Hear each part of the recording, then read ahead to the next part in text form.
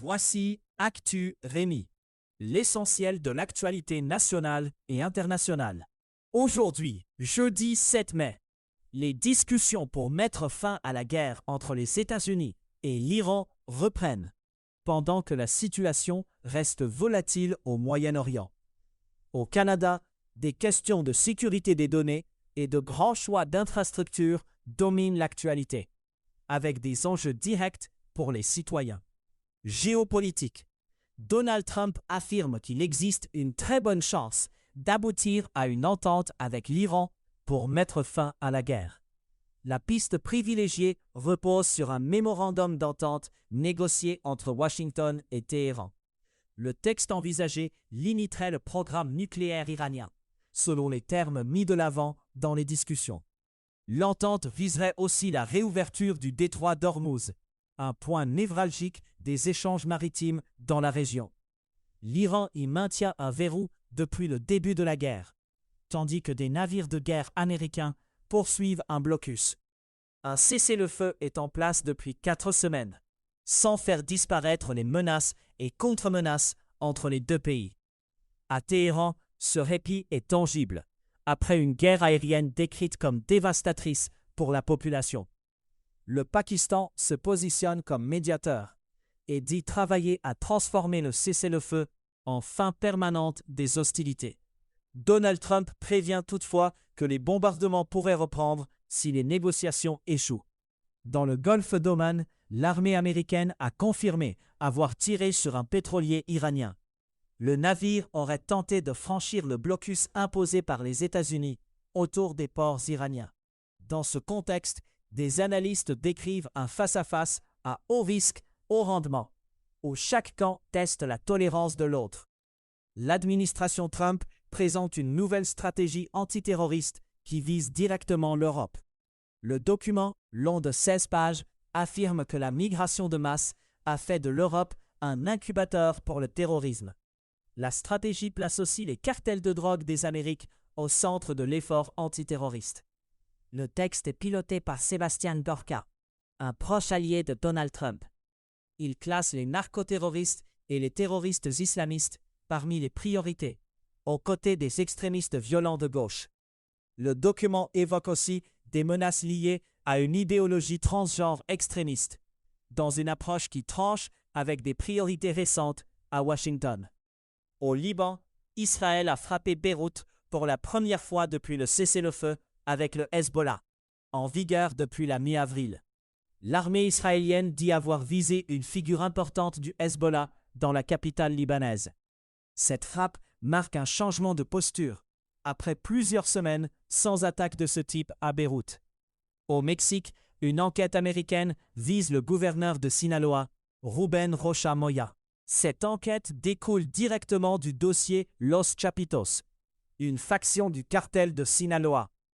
Ovidio Guzmán et Joaquín Guzmán, 2 dirigeants associés à cette faction, ont été arrêtés. Ils coopèrent désormais avec les autorités américaines en tant que témoins. Washington augmente aussi la pression sur le Mexique et la Colombie avec une stratégie antidrogue plus agressive.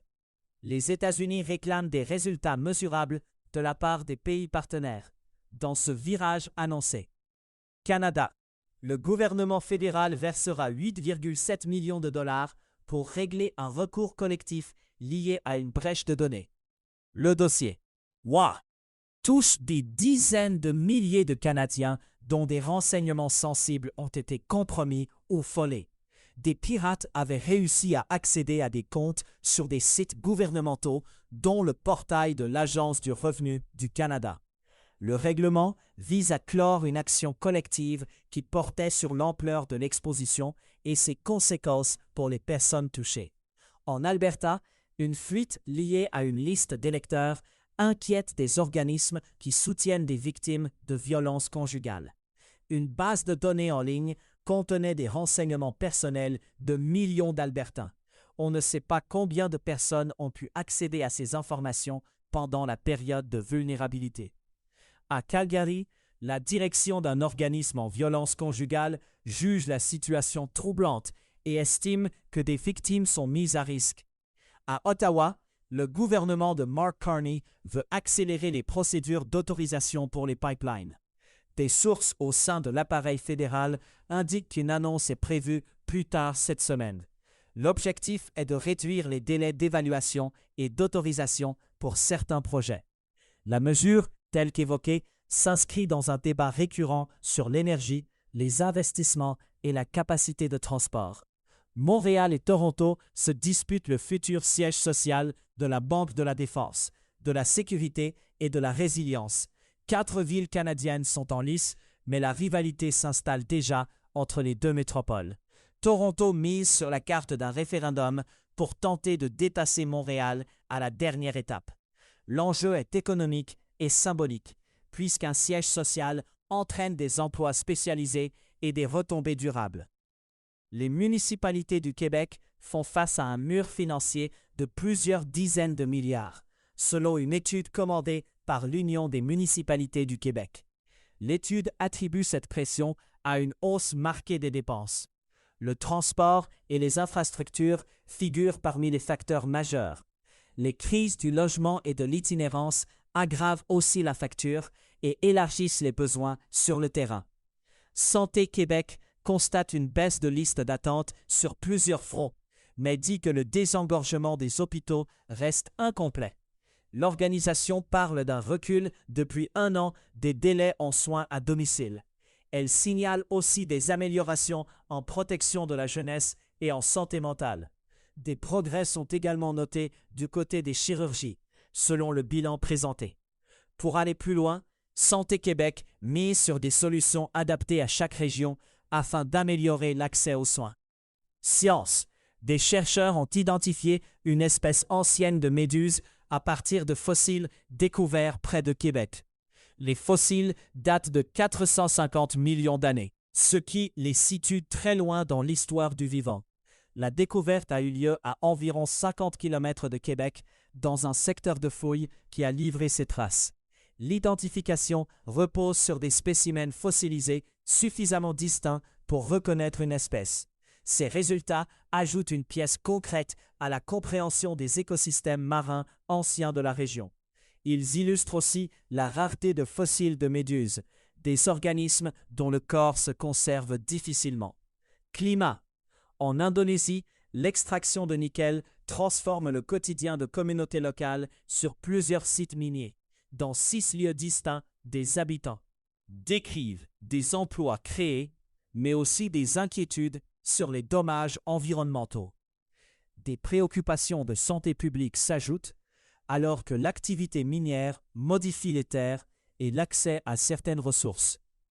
En Argentine, une hausse des cas d'hantavirus retient l'attention des experts qui l'associent en partie aux effets du changement climatique. L'Organisation mondiale de la santé classe l'Argentine comme le pays ayant la plus forte incidence de cette maladie transmise par des rongeurs. La montée des cas intervient dans un contexte où la prévention et la surveillance sanitaire doivent s'adapter aux conditions environnementales. Monde. Un navire de croisière, le MV Ondus, fait face à une urgence épidémiologique liée à une éclosion d'hantavirus. Le navire a quitté le Cap-Vert avec près de 150 personnes à bord, maintenues isolées dans leur cabine. 3 personnes ont été évacuées médicalement après avoir présenté des symptômes, dont 2 patients atteints d'hantavirus. Parmi les évacués figure un guide britannique de 56 ans, Martin Anstey, transféré vers les Pays-Bas. Le navire se dirige ensuite vers les îles Canaries, après qu'une autorisation de débarquement a été évoquée du côté espagnol.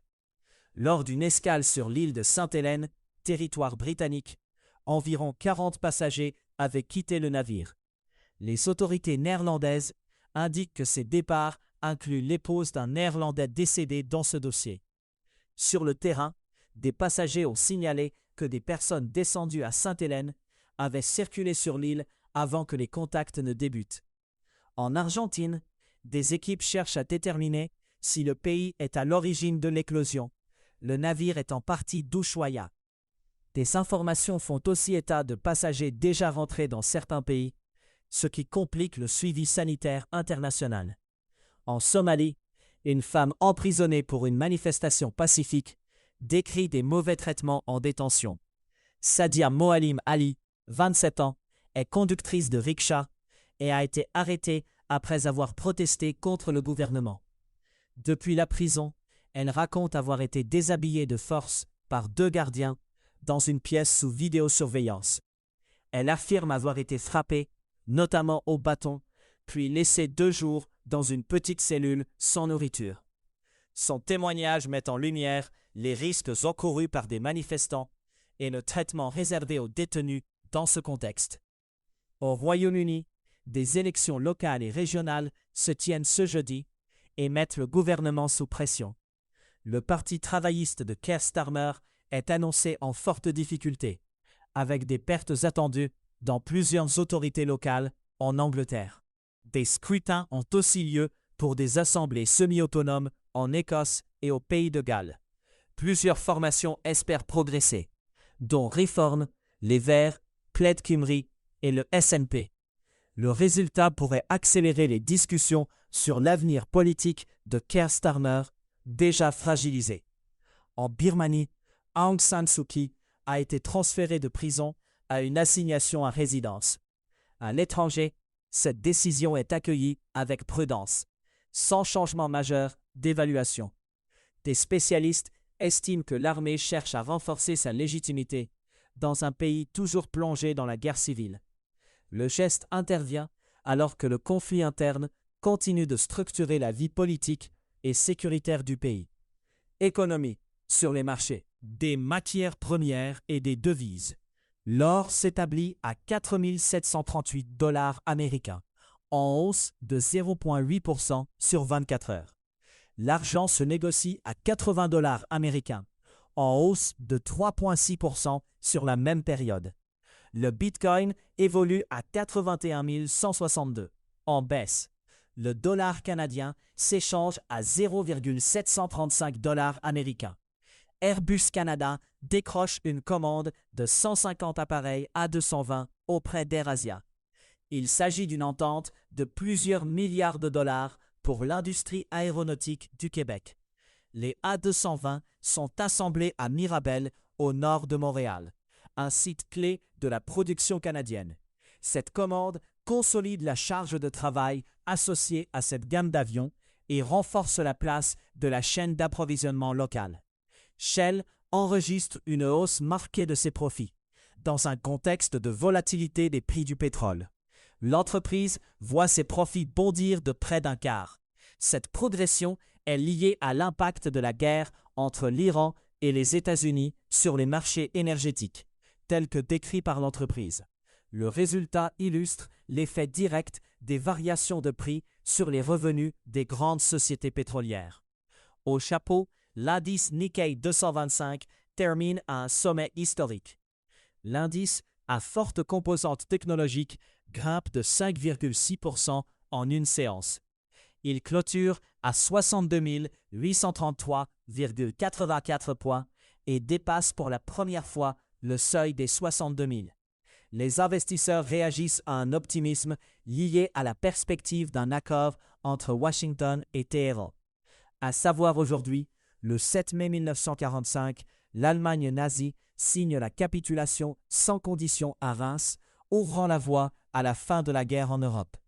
Le 7 mai 1992, la Russie et plusieurs anciennes républiques soviétiques signent le traité créant la communauté des États indépendants. C'était Actu Rémi. À très bientôt.